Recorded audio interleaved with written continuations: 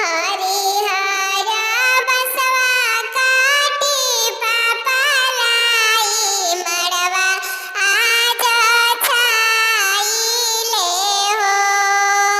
हरिहर बसवा काटी चाचालाई मड़वा आज छाइले हो।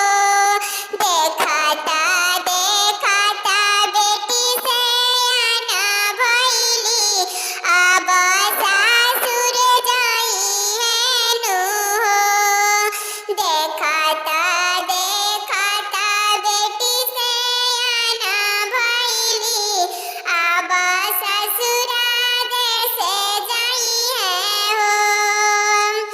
एतना वचन जब सुनली दुलारी बेटिया माया गवारोवेली हो।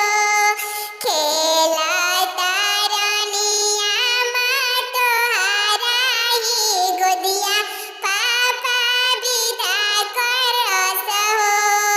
खेलता रानी चाचा तोहरे ही गोदिया आज विदा करब हो।